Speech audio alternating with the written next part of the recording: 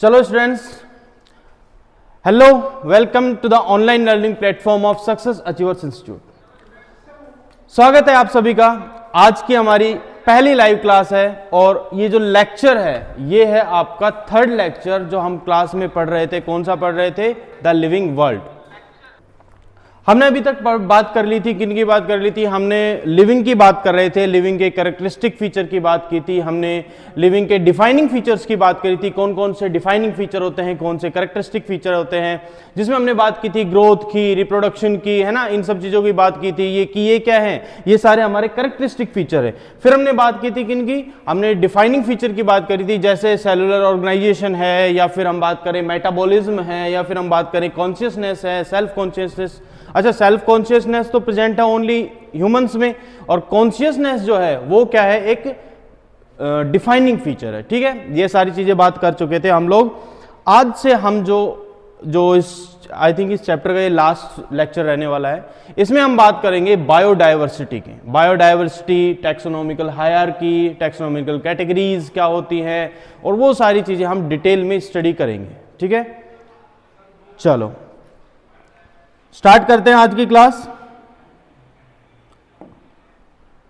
Okay, तो आज का जो पहला टॉपिक है हमारे पास वो क्या है? बायोडाइवर्सिटी। होता क्या है बायोडाइवर्सिटी? बायोडाइवर्सिटी मींस जितने भी आप अलग अलग डिफरेंट काइंड ऑफ स्पीशीज अपने आसपास देखते हो, उन सबको कंबाइनली हम इस अर्थ पे क्या बोलते हैं? बायोडाइवर्सिटी। यानी all the different life forms, जो भी डिफरेंट लाइफ फॉर्म्स हम देखते हैं उन सभी को कंबाइनली हम क्या बोलते हैं? बायोडाइवर्सिटी। जैसे कि देखो, एक second, okay, the incredible variety of life forms on earth, all plants, animal, fungus, microorganism and their genetic material। हमारे इस अर्थ पर इतनी ज्यादा वास्ट डाइवर्सिटी प्रेजेंट है। कितने टाइप के प्लांट हैं? अच्छा, मैं यहां पे ऐसे नहीं कर रहा कि जैसे मैंगो का प्लांट है तो मैंगो के भाई 1000 प्लांट हो गए, नहीं नहीं, मैंगो के वो हजारों प्लांट, लाखों प्लांट सिर्फ एक वैरायटी में आ रहे हैं, एक स्पीसीज में आ रहे हैं। इस तरह से अलग अलग टाइप के organism, combinedly billions of organism इस अर्थ पे, लिविंग ऑर्गेनिज्म इस अर्थ पे प्रेजेंट है, और उन सभी को हम क्या बोलते हैं? बायोडाइवर्सिटी बोलते हैं। ओके, अगर हम स्पीसीज की बात करें, स्पीसीज की जब हम बात करते हैं तो अब तक इस अर्थ पर scientist something about 1.7 to 1.8 million species, यानी कि 17 से 18 लाख, नंबर देख रहे हो आप, 17 से 18 लाख स्पीसीज जो हैं साइंटिस्ट वो डिस्कवर कर चुके हैं। और ऐसा नहीं है कि ये फिक्स हो गई कि हाँ भाई 17 से 18 लाख ही है, नहीं नहीं, ये अभी टाइम टू टाइम और बढ़ रही है। यानी कि नई जो एरियाज हैं वहां पे, नई स्पीसीज मिल रही है, और सिर्फ नए नहीं, जो पुराने एरियाज है वहां पे भी, अभी तो ऐसा है कि भैया जो पुराने एरियाज है वहां पे भी नई स्पीसीज मिल रही है, और जो नए एरियाज है वहां पे तो मिल ही रही है नई स्पीसीज। तो इस अर्थ पर एक बहुत ही वास्ट डाइवर्सिटी, बहुत ही ज्यादा, है ना, बहुत ज्यादा नंबर ऑफ ऑर्गेनिज्म इस अर्थ पर, लिविंग ऑर्गेनिज्म प्रेजेंट है। चलो, ये लाइन आपको सारी समझ में आ गई होंगी। Okay, next, nomenclature. हमारे पास एक टॉपिक आता है नोमेनक्लेचर। अब नोमेनक्लेचर होता क्या है, क्यों हमें इसकी रिक्वायरमेंट पड़ती है? देखो, हमारे ना कुछ नेम्स होते हैं, जैसे हम लोकल नेम जिनको हम बोलते हैं, जैसे भाई मुझे घर पे गौरव बोलते हैं, या कुछ और बोलते हैं, घर पे सोनू, मोनू, टोनू, बहुत नाम होते हैं सबके। घर पे उसको कुछ और बोला जाता है, कॉलेज में उसको कुछ और बोल रहे हैं ना, वहां कहीं और जा रहा है तो वहां पे कोई उसका कोई और नाम है। तो ये सब क्या है? कॉमन नेम्स होते हैं। ऐसे ही ऑर्गेनिज्म के, लिविंग ऑर्गेनिज्म के भी क्या होते हैं? बहुत लोकल नेम्स होते हैं, और ये वेरी करते हैं even with in a country. यानी एक कंट्री में भी जब हम एक प्लेस से दूसरे प्लेस पे जाते हैं, इंडिया तो वैसे ही बहुत डाइवर्सिटी वाली कंट्री है, तो यहाँ पे थोड़ी थोड़ी दूर में ही लैंग्वेज चेंज हो जाती है। तो हर लैंग्वेज चेंज होने के साथ उस ऑर्गेनिज्म का नेम भी बदल जाता है। तो लोकल नेम्स जो है ना वो वेरी करते हैं अकॉर्डिंग टू देयर प्लेस, जहां पे वो मिल रहे हैं, वहां की लैंग्वेज के हिसाब से उनके नेम चेंज होते रहते हैं। हमें एक ऐसे नेमिंग सिस्टम की जरूरत है जहां पे हम एक ऑर्गेनिज्म को एक फिक्स नाम से जाने कि भैया ऑल ओवर द वर्ल्ड उस ऑर्गेनिज्म का नाम एक ही रहेगा। जैसे एग्जाम्पल के लिए लेके चलते हैं मैंगो का नाम।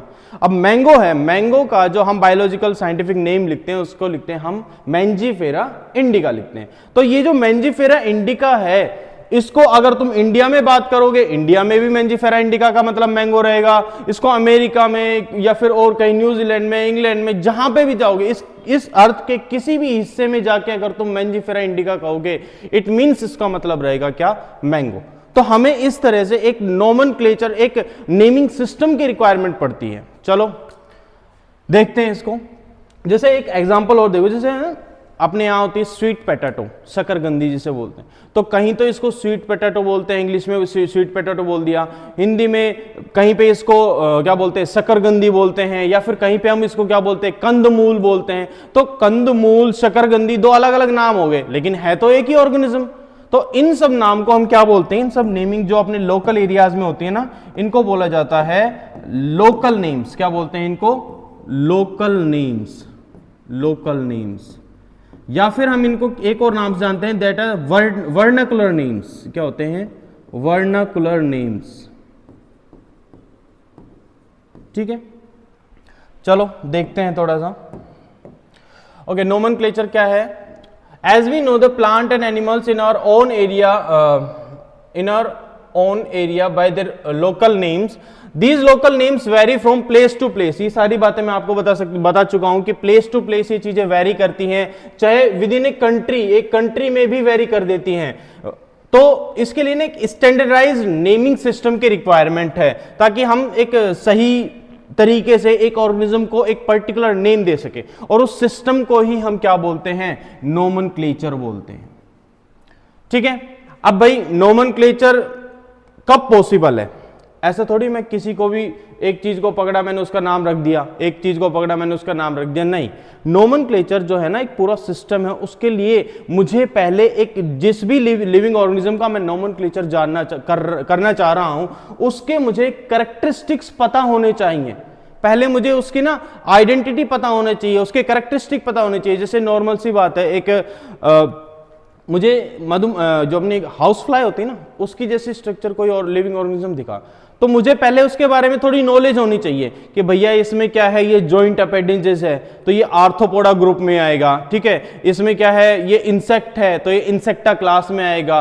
तो ये सब चीजें, इसका ऑर्डर डायप्टेरा होगा, इसका जीनस जो है वो क्या होगा, जीनस क्या होगा, मस्का होगा। अच्छा, इसकी स्पीसीज अलग हो सकती है। तो ये सब चीजें हमें थोड़ी बहुत इसकी बेसिक नॉलेज होनी चाहिए नोमेनक्लेचर करने से पहले, है ना। तो वही चीज यहां पे बात कर रहे हैं कि nomenclature is only possible when the organism is described correctly और we know what name is attached to that organism. हमें उसके बारे में पूरी जानकारी होनी चाहिए, और इसको हम क्या बोलते हैं, आइडेंटिफिकेशन, जिसमें हम कैरेक्टर्स देखते हैं, कैरेक्टर्स के बारे में समझते हैं, और उसके बाद उसको पहचानते हैं, आइडेंटिफाई करते हैं कि हाँ भाई इस ऑर्गेनिज्म का नाम हम ये रख सकते हैं। ठीक है, चलो। अच्छा, अब इस नाम को कोई अथॉरिटी भी होगी जो इसको सर्टिफाई करती होगी कि हाँ भाई ये नाम क्या है, परफेक्ट है, इस नाम को अब लीगल कर दिया जाएगा। तो उसके लिए दो अथॉरिटीज होती हैं हमारे पास। एक तो होती है ICBN, एक होती है ICZN।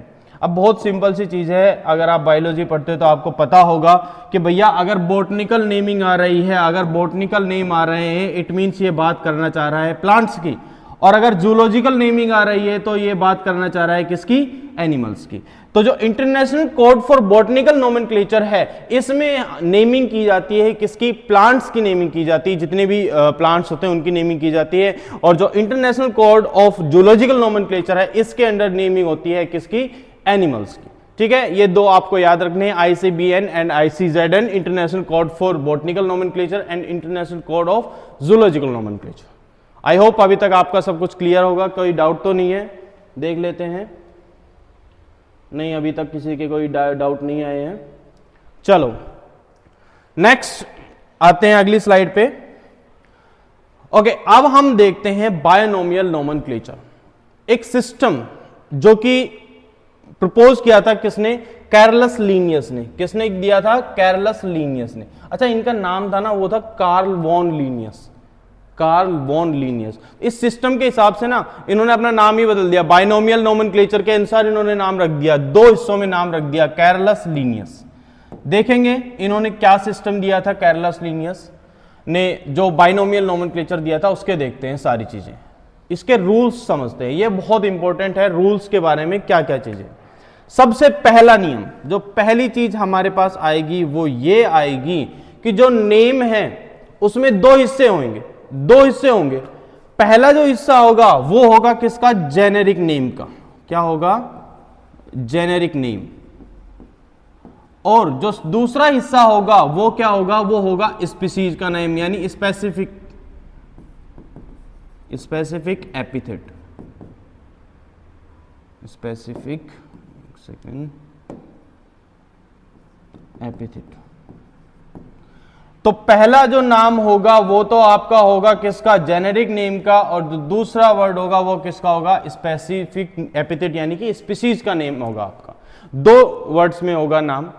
दूसरा नियम, पहला नियम समझ में आ गया। दूसरा नियम कि भैया जो ये जेनेरिक नेम है इसका जो फर्स्ट वर्ड होगा, फर्स्ट लेटर ये क्या होगा, कैपिटल होगा, यानी फर्स्ट लेटर क्या होगा इसका, कैपिटल होगा। और बाकी सारे जितने भी नेम होंगे, जितने भी लेटर्स होंगे, सारे के सारे क्या होंगे, स्मॉल लेटर्स। ठीक है। दूसरा जो रूल है वो इजीली समझ में आ गया होगा कि भैया पहला जो लेटर है जेनेरिक का वो ही सिर्फ कैपिटल होगा पूरे नेम में, बाकी सारे लेटर्स कैसे रहेंगे आपके, बाकी सारे कैसे रहेंगे आपके, स्मॉल लेटर्स में रहेंगे। ठीक है, ओके। अब हम तीसरे की बात करते हैं, तीसरे नियम की बात करते हैं। तीसरा रूल क्या कहता है, तीसरा रूल ये कहता है कि अगर तो हम इन नामों को टाइप कर रहे हैं, अगर हम टाइप कर रहे हैं तो हमको इन्हें टाइप करना होगा किसमें, इटैलिक्स में। इटैलिक्स में टाइप कर रहे हैं, इटैलिक्स में टाइप करना होगा क्योंकि ये डेराइव होते हैं ज्यादातर लैटिन फॉर्म से, तो हम इनको क्या करते हैं, इटैलिक्स से टाइप करते हैं। लेकिन अगर इनको हम हैंड रिटन करते हैं तो हमें अलग से दिखाने के लिए if hand written,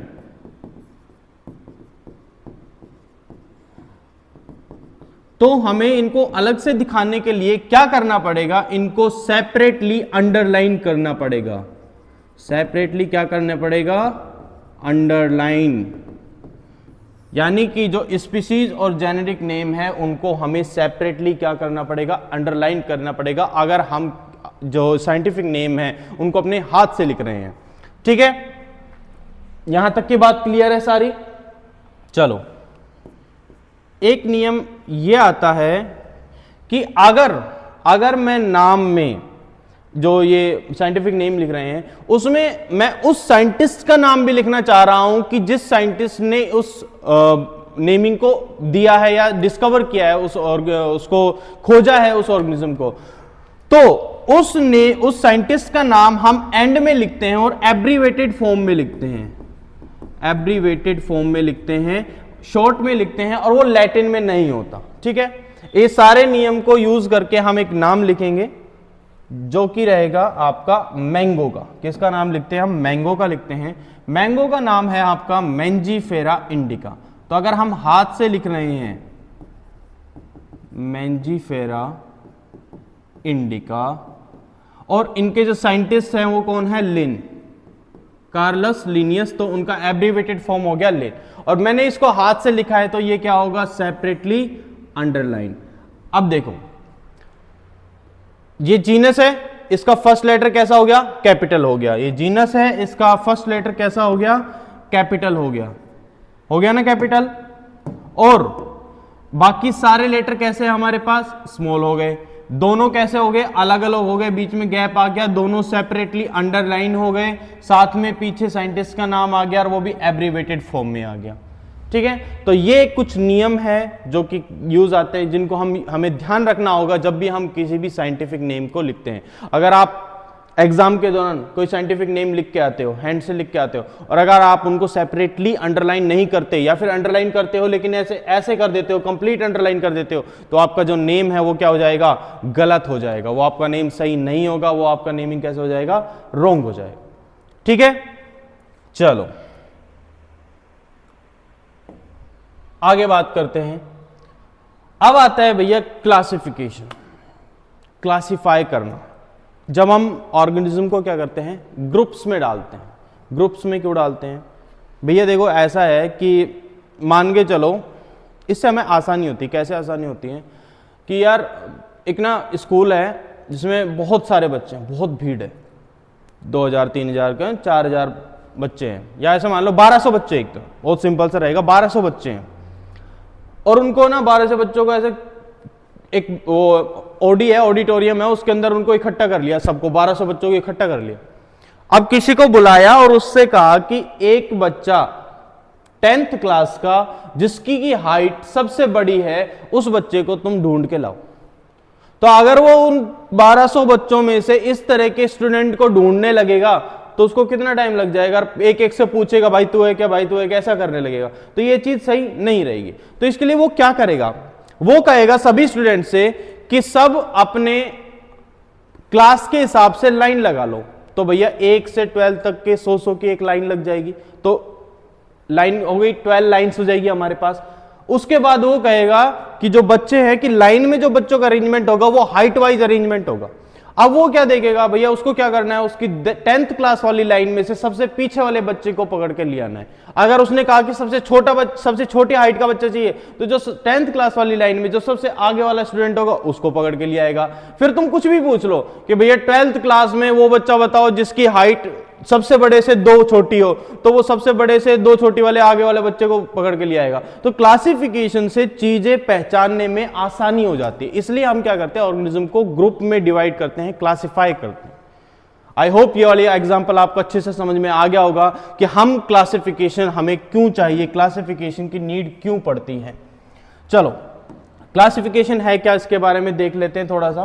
classification is the process by which anything is grouped, grouping हो रही है यहां पे, इनटू कॉन्वीनियंट कैटेगरीज, कैटेगरीज में अलग अलग कैटेगरीज में ग्रुप किया जा रहा है on the basis of some easily observable characters, यानी कि ऐसे कैरेक्टर्स जो बाहर से देखे जा रहे हैं। जैसे अभी हमने हाइट की बात करी, बाहर से पता चल जा रहा है कि हाँ भाई इस लाइन में जो सबसे बड़ी हाइट होगी उस बच्चे को हमने पकड़ के लिया है। तो एक्सटर्नल कैरेक्टर जो इजीली देखे जा सकते हैं, उन कैरेक्टर्स के बेसिस पे हमने क्या किया है, इनको ग्रुप करते हैं हम क्लासिफिकेशन में।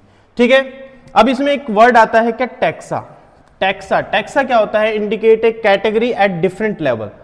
जैसे जैसे आपने सुना होगा ना, एक स्पीशीज है, जीनस है, family, class, order, phylum, 9th में भी पढ़ते हैं हम लोग इसके बारे में। तो ये जो अपने आप में स्पीशीज है, ये अपने आप में एक लेवल है, एक लेवल है स्पीशीज में, और वो लेवल जो है वो अपने आप में क्या कहलाती है, टैक्सा है। स्पीशीज एक डिफरेंट टैक्सा है, जीनस एक अलग टैक्सा है, फैमिली एक अलग टैक्सा है। अब ये जो टैक्सा है, ऐसा हो सकता है कि भाई स्पीशीज लो लेवल का टैक्सा है, उसके बाद तुम जाते हो ऊपर जीनस आ जाते हो, हायर लेवल है, जीनस से ऊपर आ जाते हो तुम फैमिली, वो और हायर लेवल है, उससे ऊपर आते हो ऑर्डर, वो और हायर लेवल।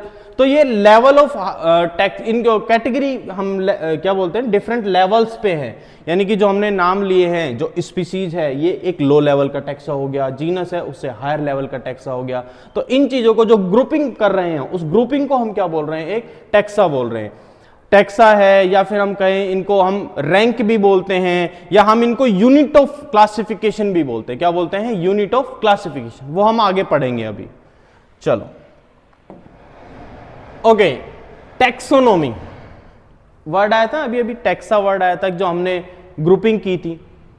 उन्हीं ग्रुप्स की स्टडी को हम क्या बोलते हैं, टैक्सोनॉमी। भाई नाम आ गया ना, सीधे सीधा क्या है, all the living organism can be classified into different taxa, अलग अलग टैक्सा में क्लासिफाई कर सकते हैं। और इस प्रोसेस को क्या बोलते हैं, इस प्रोसेस ऑफ क्लासिफिकेशन को हम क्या बोलते हैं, टैक्सोनॉमी। क्या बोलते हैं, टैक्सोनॉमी। अब टैक्सोनॉमी क्लासिफाई किन बेसिस पे करते हैं, बेसिस भी होते हैं ना कुछ बेस पे, किस बेस पे हमने क्लासिफाई किया है।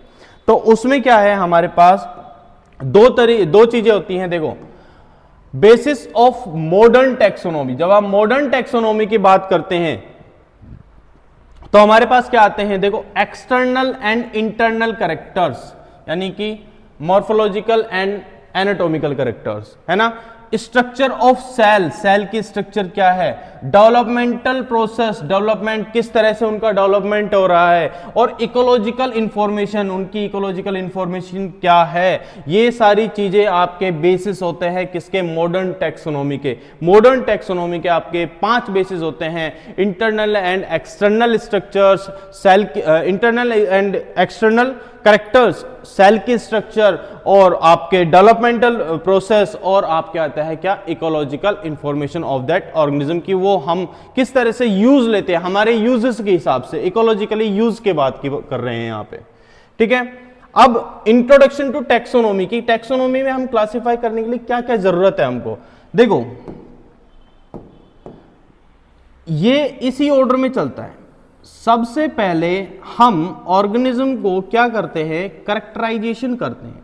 कैरेक्टराइजेशन क्या, पहले हम ऑर्गेनिज्म के कैरेक्टर्स को देखते हैं, फिर ऑर्गेनिज्म के कैरेक्टर्स को देखने के बाद हम उसको पहचानते हैं कि भैया ये तो इस ग्रुप का बंदा आएगा, या में इसमें ऐसे कैरेक्टर्स है तो इसको हम इस ग्रुप में डालेंगे, इस टैक्सा में डालेंगे। और जब उनको टैक्सा में डाल देते हैं वो क्या हो जाता है, उनका क्लासिफिकेशन हो जाता है, और क्लासिफिकेशन के बाद उनके जीनस और स्पीसीज के हिसाब से हम उनका क्या कर देते हैं, नोमेनक्लेचर कर देते हैं। समझ में आ रहा है। सबसे पहले हमने उसके कैरेक्टर्स को आइडेंटिफाई किया, कैरेक्टर्स को क्या किया, आइडेंटिफाई किया, आइडेंटिफाई करके हमने उनको ग्रुप्स में डाल दिया, ग्रुप्स में डाल दिया तो उसके बाद हमने ग्रुप्स के हिसाब से उसके जीनस और स्पीसीज को मिला के उसका क्या कर दी, नेमिंग कर दी। कैरेक्टराइजेशन यानी कैरेक्टर्स को देखा, आइडेंटिफाई किया, कैरेक्टर्स को आइडेंटिफाई किया कि उसमें कैसे कैसे कैरेक्टर हैं, उसके बाद उन कैरेक्टर्स के हिसाब से उनको ग्रुप्स में डाला, टैक्सा में डाला और टैक्सोन में डाला, और उसके बाद हमने उनको क्या कर दिया, स्पीसीज और जीनस के हिसाब से उनकी क्या कर दी, नेमिंग कर दी। तो ये आपका एक पूरा प्रोसेस रहता है जिस हिसाब से आपका टैक्सोनॉमी चलती है। दोबारा से एक बार बात कर लेते हैं टैक्सोनॉमी क्या है। देखो ये यहां पे हम टैक्सा की स्टडी करते हैं, जब ऑर्गेनिज्म को हम अलग अलग टैक्सा में क्लासिफाई करते हैं, इस प्रोसेस को हम क्या बोलते हैं, टैक्सोनॉमी बोलते हैं। टैक्सोनॉमी में मेनली हम 5 बेसिस पे क्लासिफिकेशन करते हैं। वो 5 बेसिस कौन से हैं, एक्सटर्नल एंड इंटरनल कैरेक्टर्स हैं, उसके बाद आते हैं हमारे पास क्या, एक्सटर्नल इंटरनल कैरेक्टर्स, उसके बाद आते हैं हमारे पास क्या, स्ट्रक्चर ऑफ सेल आती है, उसके बाद आते हैं हमारे पास डेवलपमेंट प्रोसेस आते हैं, और क्या आता है हमारे पास, और आता है ecological information of the organism. ठीक है, चलो भाई, कोई दिक्कत किसी को नहीं, अभी तक कोई दिक्कत नहीं है, चलते हैं। हां, एक वर्ड आता है सिस्टमैटिक्स। सिस्टमैटिक्स क्या है, समझते हैं इस चीज को भी, क्या है भाई, हम आए हैं तो समझा के जाएंगे, है ना। चलो, सिस्टमैटिक्स क्या है, ये वर्ड डिराइव हुआ है एक लैटिन वर्ड से, जिसका लैटिन वर्ड है सिस्टेमा, जिसका मतलब होता है अरेंजमेंट। क्या मतलब होता है इसका, अरेंजमेंट। जो हम ऑर्गेनिज्म को अरेंज करते हैं अलग अलग कैटेगरीज में अरेंज करते हैं, वही है सिस्टमैटिक्स। ऑर्गेनिज्म का अलग अलग लेवल्स पे अरेंजमेंट करना, दैट इज सिस्टमैटिक्स। ठीक है, बहुत सिंपल सी चीज है कि भैया सिस्टेमा जो वर्ड है, सिस्टेमा वर्ड एक लैटिन वर्ड है, यहां से सिस्टमैटिक वर्ड आया है, और इस सिस्टेमा का मतलब होता है क्या, अरेंजमेंट। और इसी नाम के, इसी सिस्टेमा के नाम के ऊपर ही जो कैरलस लीनियस था, उन्होंने अपनी बुक वो की थी, पब्लिश की थी, जिसका कि नाम था क्या, सिस्टेमा नेचुरी। और वहीं उसी में ही उन्होंने क्या दिया था, अपना बायनोमियल नोमेनक्लेचर दिया था। सिस्टेमा नेचुरी के अंदर जो बुक थी कार्लस लीनियस की, उसमें उन्होंने क्या दिया था, अपना बायोलॉजिकल बायनोमियल क्लासिफिकेशन। इसमें क्या है, deal with the classification of organism based on their evolutionary history and relationship. अच्छा, यहां पे ना हम जब हम सिस्टेमा वर्ड यूज लेते हैं ना, तो ये टैक्सोनॉमी से थोड़ा सा ब्रॉड व्यू हो जाता है। ब्रॉड व्यू की वहां पे क्या कर रहे थे हम, एक्सटर्नल क्लासिफिकेशन कर रहे थे, तो हम एक्सटर्नल और इंटरनल कैरेक्टर्स देख रहे थे। यहां पे हम वो सब तो देखेंगे ही देखेंगे, उसके साथ में एक एक्स्ट्रा हम उनके इवोल्यूशनरी हिस्ट्री भी देखते हैं कि भैया वो कहां से इवॉल्व हुए हैं, फाइलोजेनी, कि वो कहां से इवॉल्व हुए, उनका इवोल्यूशन कहां से हुआ है, तो इवोल्यूशन हिस्ट्री भी उनकी देखी जाती है। उस पूरे सिस्टम को हम क्या बोलते हैं, सिस्टेमा नेचुरी। ठीक है, चलो एक सेकेंड।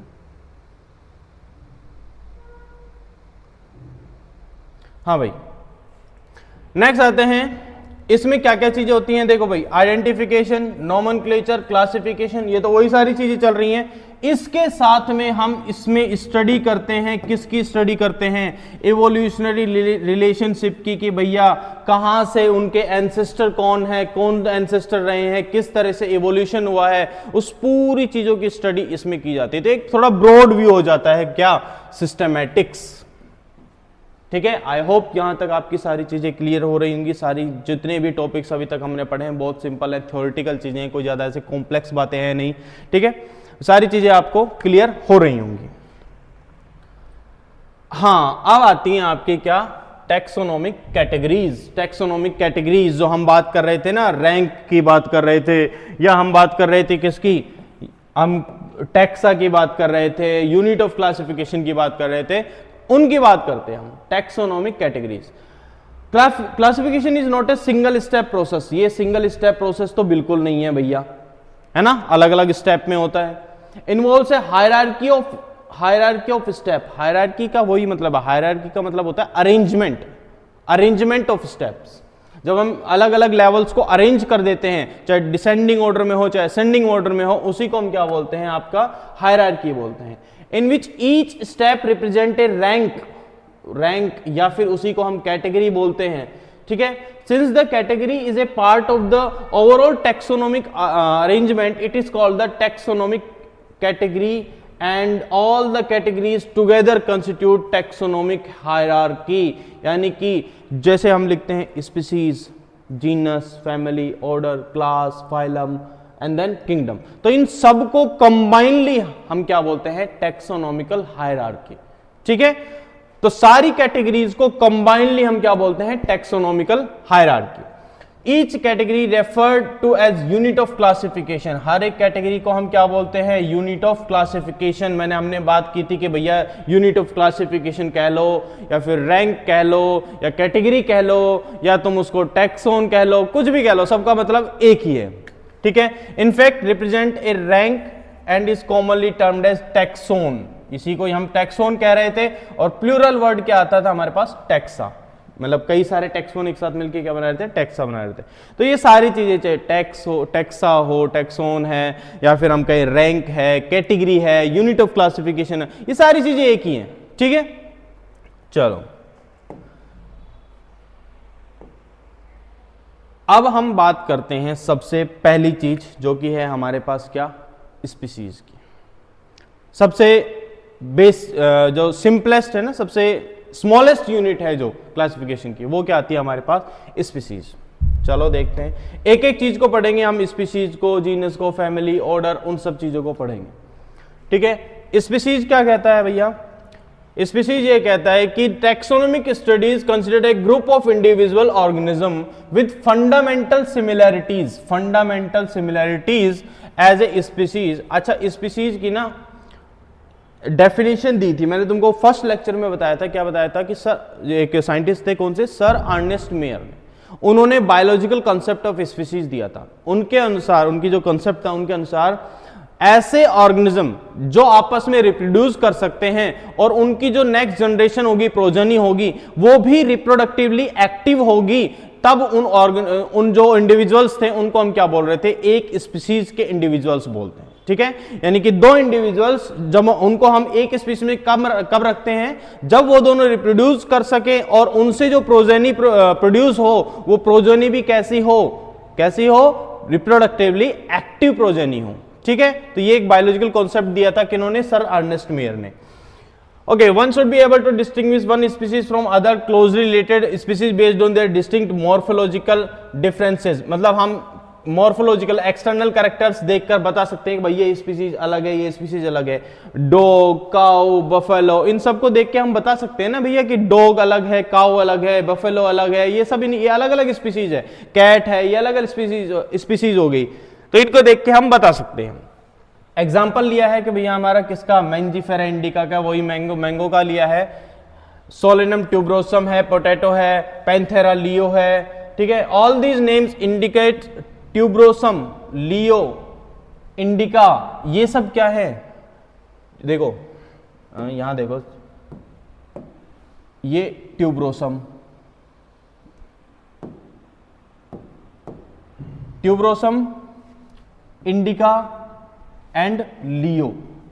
ये नाम कैसे हैं? ये स्पेसिफिक नेम है। हमने बात की थी ना जब बाइनोमियल नोमेनक्लेचर लिख रहे थे कि जब साइंटिफिक नेमिंग हम करेंगे तो जो सेकंड वर्ड होगा वो किसका होगा? स्पीसीज का नेम होगा। और जो फर्स्ट वर्ड यानी कि ये जो सोलेनम है या ये पैंथेरा है या ये मैंजीफेरा है, तो ये नाम किसके हैं? आपके जीनस के नेम है। ठीक है। रिप्रेजेंट द स्पेसिफिक एपिथेट, कौन कौन से? लियो, इंडिका एंड ट्यूबरोसम। ये क्या रिप्रेजेंट कर रहे हैं? स्पीसीज का नाम रिप्रेजेंट कर रहे हैं। While the first word Mangifera, Solanum and the Panthera are genera. Genera मतलब जीनस नेम।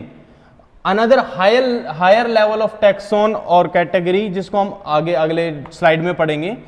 ईच जीनस में have one or more than one specific epithet, यानी कि एक जीनस में एक या एक से ज्यादा कई सारी स्पीसीज को हम ग्रुप कर सकते हैं कि भैया जिनमें on the basis of their similar characteristic closely related characteristics वाले स्पीसीज को हम आपस में ग्रुप करते हैं एक जीनस के अंदर।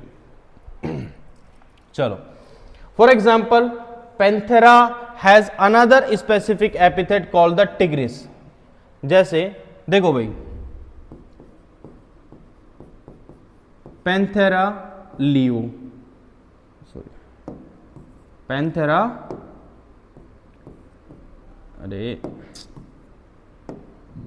लियो और पैंथेरा टिग्रिस। अब देखो यहां पे लियो स्पीसीज है और यहां पे टिग्रिस स्पीसीज है। दिख रही है आपको कि भैया यहां पे तो क्या है? लियो स्पीसीज है और यहां पे टिग्रिस स्पीसीज है। इन दोनों का जीनस क्या है? पैंथेरा।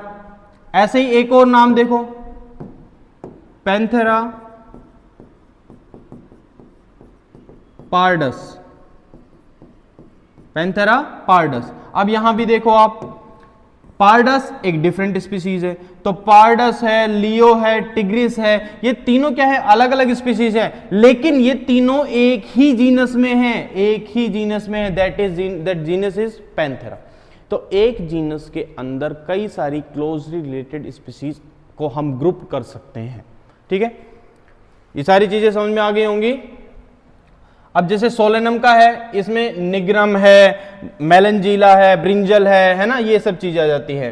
होमोसेपियंस, हम हमारी बात करते हैं, ह्यूमन बींग्स किस में बिलोंग करते हैं? हमारा साइंटिफिक नेम क्या है? होमोसेपियंस है। होमोनिडी हमारी फैमिली क्या है? होमोनिडी। होमो क्या है? हमारा जीनस है। सेपियन क्या है? हमारी स्पीसीज है। ये सारी चीजें आपको अपने बारे में तो थोड़ी बहुत नॉलेज होनी भी चाहिए। स्पीसीज हमारी क्या है भैया? सेपियंस है। जीनस क्या है? हमारा होमो है। ठीक है, द साइंटिफिक नेम दस is human being is homo sapiens, यानी हमारा जो नाम है साइंटिफिक वो क्या है? होमो सेपियन। सिंपल है। चलो, स्पीसीज की बात यहां पे खत्म हो जाती है। नेक्स्ट हम बात करते हैं किसकी? जीनस की। अगली हायर कैटेगरी, हायर रैंक, है ना। पहले सबसे नीचे जीनस आया, सॉरी स्पीसीज आया, उसके बाद हायर रैंक पे आ गए। हायर रैंक क्या है हमारे पास? क्या है? जीनस। अब यहां पे ना ये लाइन आती है, इसको देखना ध्यान से। Genus comprises of a group of related species which has more character in common in comparison to species of other genera. अब देखो ये ऐसे लगेगा कि सर ये लाइन कहीं ऐसा तो नहीं कहना चाह रही कि जीनस के अंदर जो ऑर्गेनिज्म होते हैं उनमें और ज्यादा सिमिलैरिटीज होती हैं। नहीं, ये ना थोड़ा लाइन इसको घुमा दिया है एनसीईआरटी ने। ये ऐसा कहना चाह रही है कि भैया देखो, एक हमारे पास स्पीसीज है ये, ठीक है, एक स्पीसीज है ये और एक स्पीसीज है ये, ऐसे तीन स्पीसीज हो गई। इनको हमने एक जीनस के अंदर डाल दिया, क्लोजली रिलेटेड है तो हमने एक जीनस में डाल दिया। ऐसे ही हमारे पास एक स्पीसीज है ये, एक स्पीसीज है ये और एक स्पीसीज है ये, और इनको हमने एक दूसरे जीनस में डाल दिया, तो हमारे पास दो जीनस हो गए और तीन तीन अलग अलग स्पीसीज हो गई। तो ये जो लाइन है कि more characters in common in comparison to the species of other genera, इसका मतलब ये है कि ये जो ये दो स्पीसीज हैं या फिर ये स्पीसीज या फिर ये स्पीसीज, इनमें आपस में ज्यादा कैरेक्टर्स कॉमन होंगे एज कंपेयर टू अगर मैं इसमें और इसमें बात करूं। समझ में आया कि भैया ये स्पीसीज और इस स्पीसीज में ज्यादा कॉमन कैरेक्टर्स होंगे, लेकिन अगर मैं इस स्पीसीज और इस स्पीसीज की बात करूंगा तो इसमें क्या होंगे, कम कॉमन कैरेक्टर्स होंगे, है ना। तो ये लाइन कुछ ऐसा कंफ्यूज करने वाली है, लेकिन सिंपल सी चीज है कि भैया एक जीनस में जो दो स्पीसीज हैं इसमें ज्यादा कैरेक्टर्स कॉमन होंगे, और लेकिन जब हम इस स्पीसीज को कंपेयर करेंगे इसके साथ तो यहां पे क्या होंगे, कम कैरेक्टर्स कॉमन होंगे। ऐसा यहां पे भी होगा, देखो इन दोनों स्पीसीज में क्या होगा, ज्यादा कैरेक्टर्स कॉमन होंगे, इन दोनों स्पीसीज में भी क्या होगा, ज्यादा कैरेक्टर कॉमन होंगे, इन आपस में भी क्या होगा, यानी एक जीनस के अंदर जितनी भी स्पीसीज है ना उनमें तो ज्यादा कैरेक्टर्स कॉमन होंगे, लेकिन दूसरे जीनस की अदर स्पीसीज के साथ उनमें आपस में अगर तुम कंपेयर करोगे तो उसमें कम कैरेक्टर्स कॉमन होंगे। ठीक है, चलो ये बात समझ में आ गई होगी। नेक्स्ट बात करते हैं किसकी भाई, we can say that genera are aggregate of closely related species. Closely related species, ये वाली जो लाइन है ना ये अब हर एक में आएगी कि भैया जीनस क्या है, क्लोजली रिलेटेड स्पीसीज को ग्रुप कर दिया जीनस में। उसके बाद फैमिली क्या है कि भैया फैमिली, क्लोजली रिलेटेड फैमिलीज को ग्रुप कर दिया किसमें, सॉरी क्लोजली रिलेटेड जीनस को ग्रुप कर दिया किसमें, फैमिली में। ऑर्डर क्या है, क्लोजली रिलेटेड फैमिलीज को ग्रुप कर दिया किसमें, ऑर्डर में। ऐसे ही जो क्लोजली रिलेटेड ऑर्डर्स है उनको ग्रुप कर दिया किसमें, किसमें, क्लास में। क्लोजली रिलेटेड क्लासेस को ग्रुप कर दिया किसमें, फाइलम में। और ऐसे क्लोजली रिलेटेड फाइलम्स को ग्रुप कर दिया किसमें, किंगडम में, है ना। तो इस तरह से ये हायर लेवल चलता जाएगा। तो ये लाइन तो अब तुम सब में ही देख लो, जैसे कि एग्जांपल रूप में एग्जांपल आपका दिया हुआ है क्या कि भैया potato and brinjal are two different species, ये दोनों अलग अलग स्पीसीज है, हाँ बिल्कुल अलग अलग स्पीसीज है, लेकिन इन दोनों की इस जीनस जो है वो क्या है, सोलेनम। जीनस क्या है आपकी, सोलेनम। वो क्या रहेगी आपकी, सेम रहेगी। जीनस क्या रहेगी आपकी, सेम रहेगी, सोलेनम। ऐसे ही मैंने अभी लॉयन का एग्जाम्पल हमने लिया था, लॉयन का एग्जाम्पल लिया था कि भैया लॉयन का नेम क्या है, पैंथेरा लियो, तो इसकी जीनस क्या है, पैंथेरा। लेपर्ड, इसकी जीनस क्या है, पैंथेरा।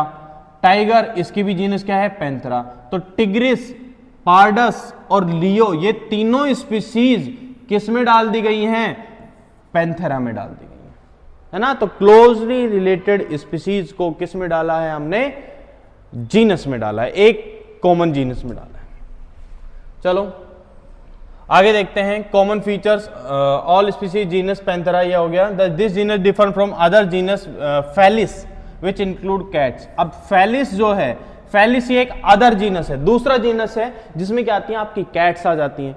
अब कैट और ये पैंथेरा जीनस, ये दोनों मिलके एक कॉमन किस में आ जाएंगे, कॉमन फैमिली में आ जाएंगे। ठीक है, चलो देखते हैं इसको।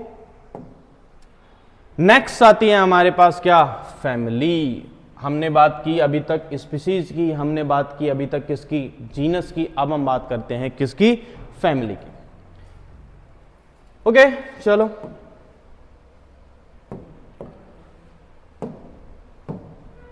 फैमिली क्या है, एक ग्रुप ऑफ रिलेटेड जेनरा। मैं कहा था अभी बात करी थी ना हमने कि सब में अब ऐसा ही आएगा कि रिलेटेड जेनरा, फैमिली की बात कर रहे हैं तो related genera.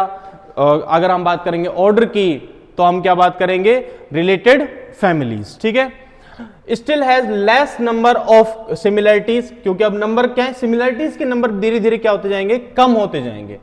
Families are characterized on the basis of both vegetative and reproductive features. Vegetative जैसे प्लांट की बात करें, प्लांट के वेजिटेटिव और रिप्रोडक्टिव फीचर्स क्या होते हैं। प्लांट में जब हम वेजिटेटिव पार्ट्स की बात करते हैं तो हम स्टेम, लीव्स, उनके रूट्स की बात करते हैं, लेकिन जब हम फ्लावरिंग प्लांट्स की बात करते हैं तो उनकी जब रिप्रोडक्टिव पार्ट्स की बात करते हैं तो हम उसके फ्लावर की बात करते हैं, स्टेमन की, एंथर की, है ना, इन चीजों की बात करते हैं, स्टिग्मा, स्टाइल, उनकी बात करते हैं। तो जो रिप्रोडक्टिव फीचर्स होंगे, वेजिटेटिव फीचर्स साथ में हमारे कौन से, रिप्रोडक्टिव फीचर्स, इन दोनों ही चीजों को हम फैमिली में देखेंगे। Okay, among the plants for example different genera Solanum.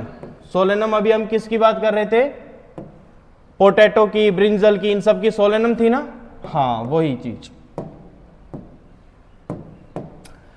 Solanum, petunia and धतूरा, ये तीनों जो क्या हैं, फैमिलीज, तीनों जो है जीनस, ये तीनों जीनस को हमने एक फैमिली में डाल दिया। इस फैमिली का नाम हो गया, क्या हो गया नाम हमारे पास?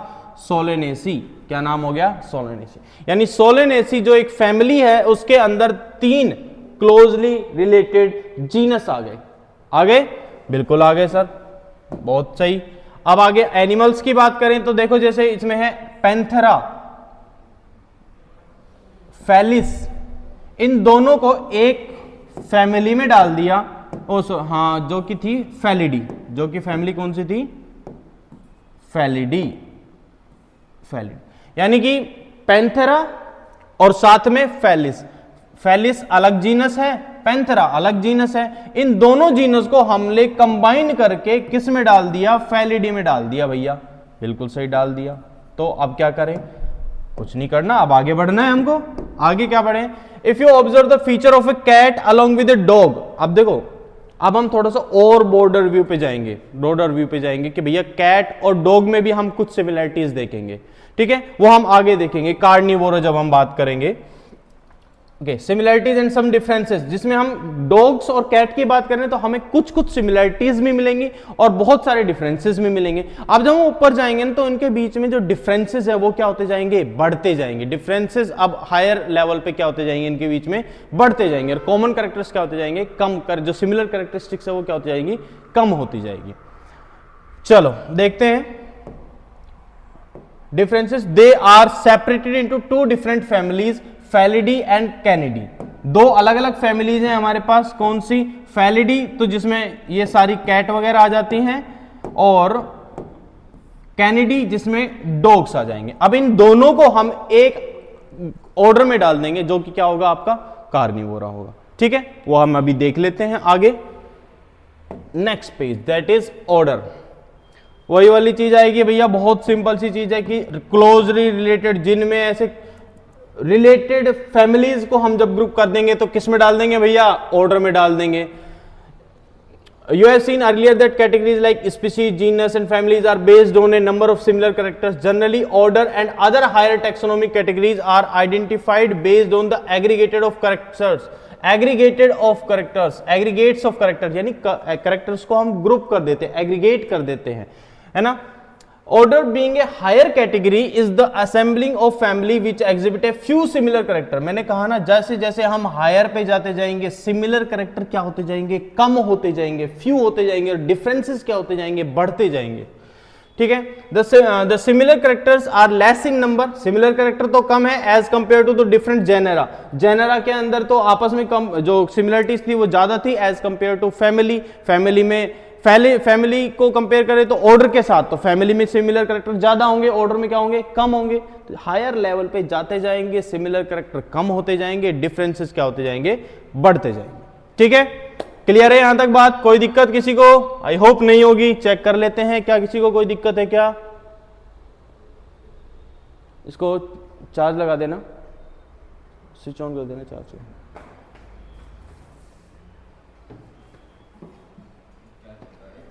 ये चार्ज कर दो। हाँ चलो, तो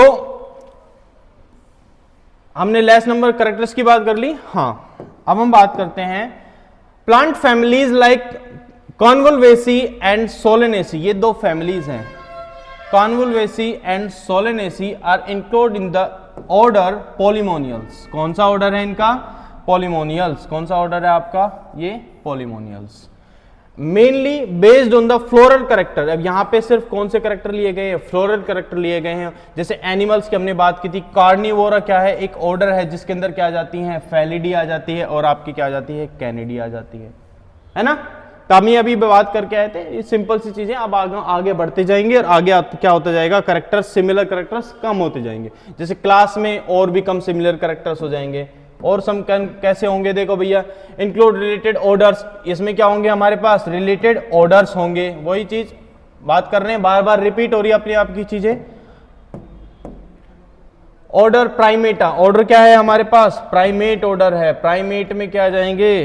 प्राइमेट में क्या आ जाएंगे? प्राइमेट में आ जाएंगे आपके पास कार्निवोरा आ जाएंगे, मंकी, गोरिल्ला, गिबन, ये सब प्राइमेट में आ जाएंगे, है ना। और इनको हम ये जो ऑर्डर है प्राइमेटा, जिसमें आते हैं मंकी, गिबन, गोरिल्ला, इन सबको हम क्लास में डालते हैं मैमल्स। हम लोगों की क्लास मैमल्स है ना, जिनमें मैमल्स में हम मेनली क्या देखते हैं, मेमोरी ग्लैंड्स देखते हैं कि भैया मेमोरी ग्लैंड्स प्रेजेंट होती हैं। नॉर्मली क्या होते हैं, यंग वंस को बर्थ देते हैं, यानी कि कैसे होते हैं, वीवी पेरेस होते हैं। तो ये कुछ करेक्टर्स हैं, कुछ एक सिमिलर करेक्टर्स हैं, बहुत ज़्यादा डिफरेंसेस हैं, लेकिन उनको हम क्या डालते हैं, क्लास में डाल देते हैं, जिस क्लास का नाम है क्या, मैमेलिया। क्या नाम है, मैमेलिया।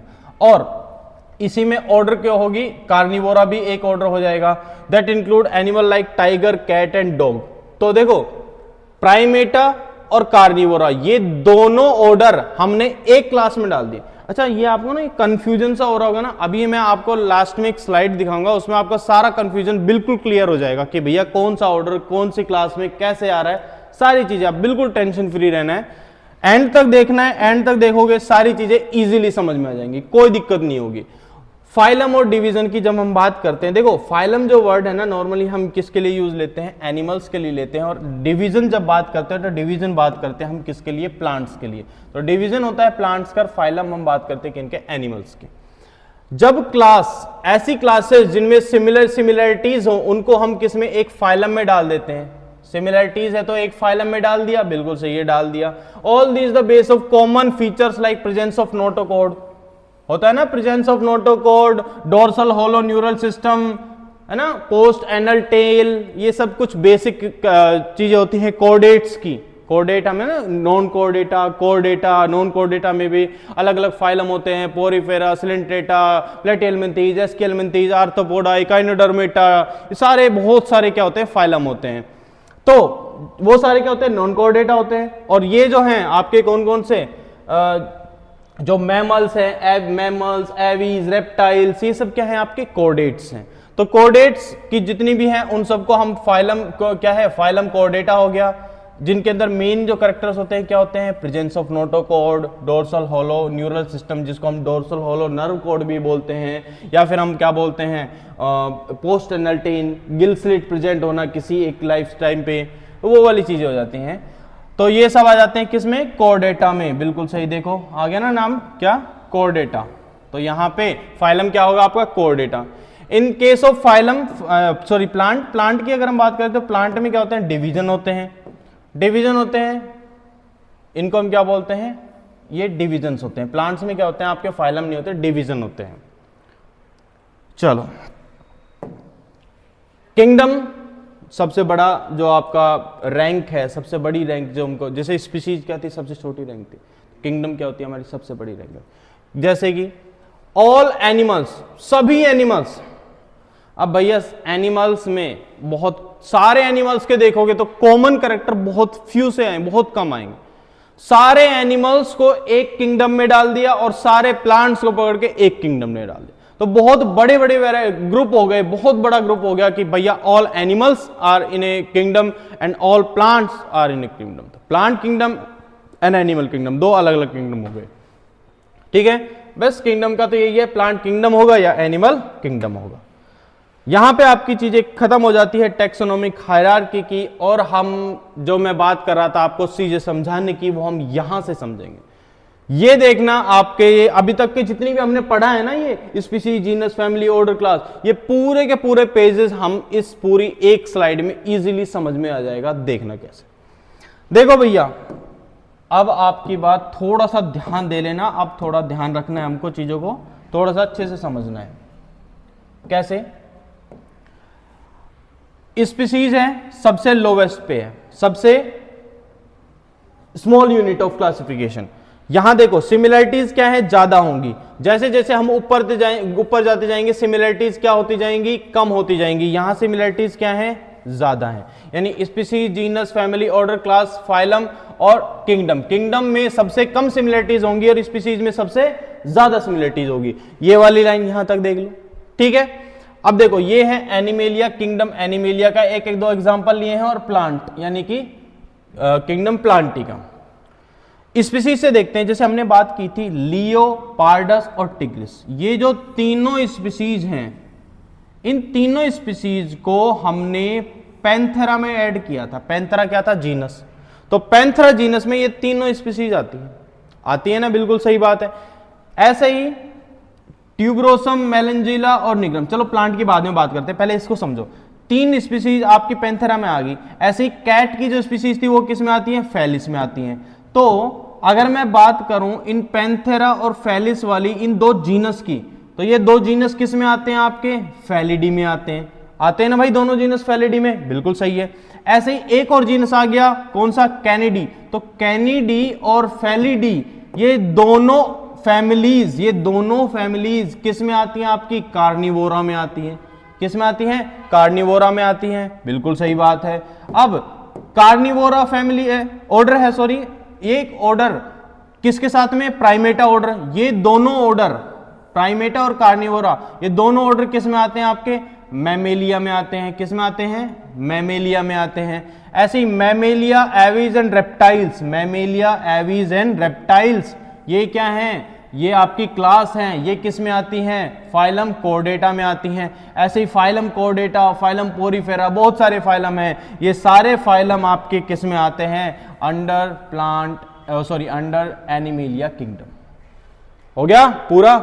एनसीईआरटी में हमने अब तक जितने भी वो देखे थे, जितने भी साइंटिफिक नेम देख रहे थे, जितने भी क्लासेस दिख रही थे, सारे आ गए यहीं पे कि भैया लियोपार्डस टिग्रिस ये किस में आ गई? ये स्पीसीज किस में आ गई?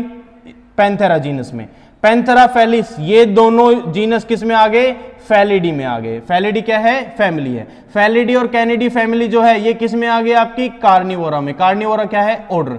कार्निवोरा और प्राइमेटा ये दोनों ऑर्डर किस में आ गए? आपके मैमेलिया में आ गए। मैमेलिया क्या है? Class. Mammalia, Aves and reptiles ये तीनों किस में आ गए? आपके कॉर्डेटा में। कॉर्डेटा क्या है? आपका फाइलम।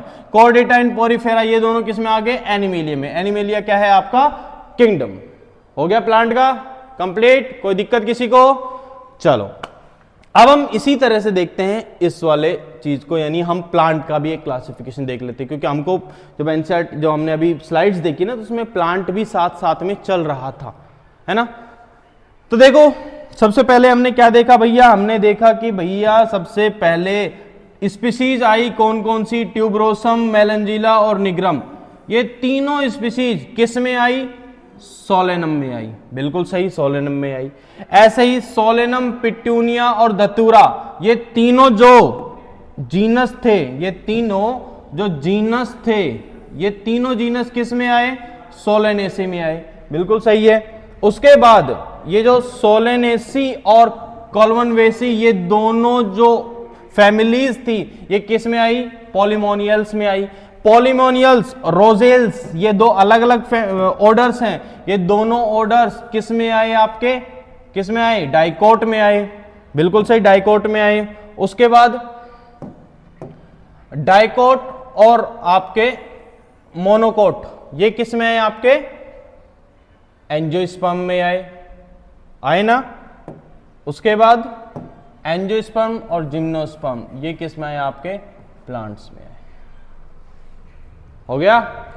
कोई दिक्कत नहीं सर, सिंपल सी चीज़ है, कोई ज़्यादा दिक्कत है ही नहीं कि भैया स्पीसीज जीनस में आ रही है, जीनस फैमिली में आ रही है, फैमिली ऑर्डर में आ रहे हैं, ऑर्डर क्लास में आ रहे हैं, क्लास किस में आ रहे हैं? फाइलम डिवीजन में आ रहे हैं, और डिवीजन किस में आ रहे हैं? हमारे किंगडम में आ रहे हैं। ठीक है, कोई दिक्कत किसी को नहीं। चलो अब हम देखते हैं ये टेबल, ये एनसीईआरटी की टेबल। एक बार आप देखो, इसको अच्छे से चेक करो, एक बार देखते हैं कोई कमेंट्स वगैरह, कोई डाउट हो किसी को? नहीं, डाउट्स तो नहीं है। देखो भाई इस टेबल से आपके क्वेश्चंस आते हैं एनसीईआरटी में, नीट में काफी क्वेश्चंस आते हैं। इस टेबल में बहुत क्वेश्चंस आते हैं, कई बार आए हुए हैं, है ना। इसमें आपके 4 चीजें दी हुई हैं। 4 चीजें कौन कौन सी दी हुई हैं वो देख लेते हैं, अभी इजीली समझ में आ जाएगा, कोई दिक्कत वाली बात है ही नहीं। सबसे पहले ह्यूमंस की बात कर रखी है। ह्यूमंस का बायोलॉजिकल नेम दे रखा है, दैट इज होमो सैपियंस। होमो से ही हमारा जीनस आ जाता है होमो, स्पीसीज क्या हो जाती है? सैपियंस हो जाती है। बिल्कुल सही है, याद करने की दिक्कत नहीं है। फैमिली ये देखो, होमो से आ गई होमिनिडी, मिलती जुलती है होमो से, होम वर्ड यूज लेना है तो होमिनिडी आ गई। ठीक है। प्राइमेटा, ऑर्डर हमारा क्या है? प्राइमेटा। मेमोरी ग्लैंड्स प्रेजेंट होती है इसलिए मैमल्स आ गए हम लोग, और कोऑर्डिनेट तो हम है ही, है ना। ये तो अपना ह्यूमंस का तो सबको लगभग याद रहता ही है। उसके बाद हम देखते हैं किसका? हाउस फ्लाई का। हाउस फ्लाई मतलब जो घर में जो मक्खी होती है उसकी। इसका साइंटिफिक नेम होता है मस्का डोमेस्टिका, मस्का डोमेस्टिका। तो मस्का क्या हो गया, इसका जेनेरिक नेम हो गया, बिल्कुल सही है, जेनेरिक नेम हो गया। इसकी फैमिली क्या हो गई, अब देखो ये DAE दिख रहा है, ये क्या DAE, जब भी एनिमल्स की फैमिली की बात होती है तो ये वर्ड आते ही आते हैं, ठीक है। तो मस्का से क्या हो गया, मस्कीडी हो गया, मस्कीडी। डायप्टेरा याद करना है, हमको पता है मधुमक्खी क्या है, सॉरी ये जो हाउस फ्लाई ये क्या इंसेक्ट है, तो इंसेक्टा इसकी क्लास हो गई। ऑर्थोपोडा है ही, जॉइंटेड अपेंडेजेस सबसे बड़ा ग्रुप है ऑर्थोपोडा, इसी में सारे इंसेक्ट आते हैं। तो डिप्टेरा याद करना है हमको, ऑर्डर याद करना है, बाकी अपने आप याद हो जाएगा, सिंपल सी चीज है। उसके बाद मैंगो, मैंगो की बात भी कर लेते हैं भैया।